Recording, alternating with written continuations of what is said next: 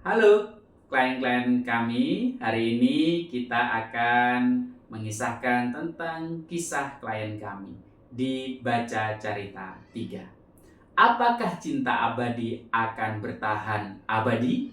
Kita simak kisah dari klien kami. Kita sebut aja namanya adalah Yati. Dia adalah tinggal di luar kota, di mana usianya sudah 46 tahun. Dia memiliki lebih dari 2 anak. Saat ini dia sedang mengalami satu kisah cinta yang belum berakhir sampai saat ini. Bagaimana kisahnya? Kita simak Baca Carita 3. Jadi Bu Yati ini mengalami adalah perasaan cemas, takut, bahkan kurang bisa mengontrol emosinya, kurang mengalami kebahagiaan setelah menikah, bahkan sering mengalami dadanya secak, berdebar, badannya lemas. Dia sering mengalami pusing, pening, bahkan panik tidak terkontrol. Dengan kondisi seperti ini diperparah dengan tidurnya yang saat ini sulit untuk mengalami tidur nyenyak, dan dia alami ini sudah bertahun-tahun dia alami. Bagaimana ini bisa terjadi terhadap Bu Yati? Ini adalah nama inisial saja. Kita bisa mengusutnya dari cerita setelah mengalami konsultasi. Ternyata cinta sejati itu akan tetap bertahan ketika kita tidak bisa menerima atas kondisi yang kita alami saat ini. Jadi Bu Yati ini ketika dia masa SMA, dia tidak pernah mengalami namanya mengenal laki-laki.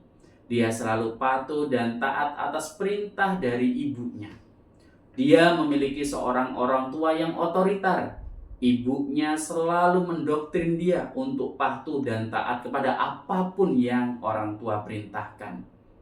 Sampai pada akhirnya, waktu itu dia memiliki 3 bersaudara. Dia adalah anak nomor 3 dari 3 bersaudara. Yang pertama laki-laki, yang kedua perempuan, dan ketiga adalah dia. Di mana saudaranya semua ketika sudah lulus SMA, dia langsung dijodohkan dan dinikahkan atau menikah dengan pacarnya masing-masing. Namun berbeda dengan si klien kami ini. Dia menginginkan satu hal, dia harus mencapai pendidikan yang lebih tinggi. Akhirnya dia memutuskan untuk melanjutkan perkuliahannya. Di masa perkuliahan, dia memiliki seseorang yang ternyata membuat dia cinta tumbuh di masa perkuliahan.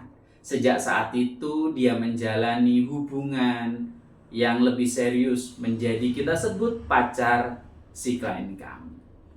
Mereka pun menjalin hubungan ini sampai pada akhirnya si klien kami ini lulus dari kuliahnya dan si laki-laki telah bekerja di tempat yang dia idamkan. Namun ketika setelah mereka selesai kuliah, mereka bekerja, ada satu hal yang terjadi dalam masa asmara mereka. Ternyata si ibu telah menjodohkan si Yati ini tadi dengan seseorang yang bukan pilihan dia. Bahkan dia tidak berani mengungkapkan atas pilihan dia sendiri. Karena apa? Si ibu, orang tua telah mendoktrin bahwa dia harus menikah dengan pilihan terbaik dari orang tuanya. Akhirnya si Yati ini pun merasa beban terhadap apa yang telah dia jalani selama bertahun-tahun menjalin hubungan dengan cinta pertamanya ini. Sehingga dalam perjalanan waktu dengan dia rela tanpa menyampaikan kata-kata putus, dia meninggalkan laki-laki ini. Kemudian mereka berpisah dan Yati pun menikah dengan laki-laki pilihan orang tua. Problem pun mulai terjadi ketika si Yati ini membangun mahliga rumah tangga di awal bulan. Ternyata pernikahan tidak seperti seindah yang dia bayangkan. Banyak sekali perbedaan mindset antara dia dan suaminya. Karena dia adalah kuliah, suaminya adalah pendidikannya di bawah dia. Sehingga suaminya selalu menanamkan hidup sederhana, hidup biasa. Padahal dia ingin hidup yang memiliki kecukupan dan kemudahan dalam hidupnya. Namun apa yang terjadi? Banyak sekali perbedaan sudut pandang membuat dia sering merasa terundungi, sakit hati.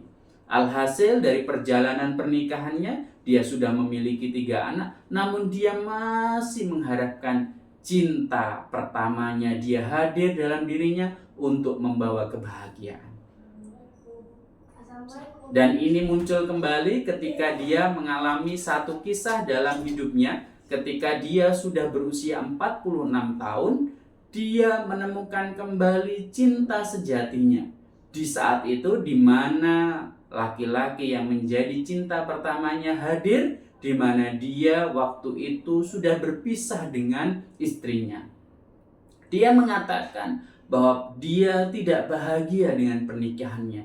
Dia mengharapkan cinta yang dia dambakan dulu bersama dia tetap dia miliki. Akhirnya dia mengalami kebimbangan, si yatim mengalami kebingungan atas apa yang dia alami. Sehingga ini menimbulkan konflik yang jauh lebih parah terhadap dirinya. Sehingga dengan kondisi seperti ini, dia ingin pulih. Dia ingin mengembalikan kebahagiaan dia tanpa bergantung dengan cinta yang masa lalunya. Tapi dia ingin menjalani dengan cinta yang saat ini, yang memang sudah dia jalani dan memang sudah ada keluarga yang dia miliki. Maka apa yang harus kami lakukan dalam membantu mengembalikan kesehatan mental dari si klien kami? Yang pertama sama, yaitu kita rilis semua emosinya. Kita berikan dia penerimaan bahwa apapun yang dia telah alami sudah terjadi saat ini. Dia telah memiliki suami, anak, pekerjaan, rumah yang sudah terbangun sekian puluh tahun. Dia tidak bisa kembali dalam situasi masa lalunya. Kita berikan ini di alam pikiran bawah sadar. Yang kedua, kita berikan namanya adalah stress release. Jadi kita lepaskan juga segala stres-stres yang dia miliki sehingga dia bisa berpikir lebih jernih dan lebih tenang. Yang ketiga, kita berikan namanya forgiveness therapy. Baru yang keempat adalah self awareness. Dia berikan kesadaran bahwa dia saat ini tidak hidup sendiri, tapi hidup dengan keluarga yang penuh dengan pengharapan terhadap dirinya. Maka itu penanganan dari kami. Semoga kisah baca cerita 3 ini memberikan manfaat bagi kita semua. Salam sehat.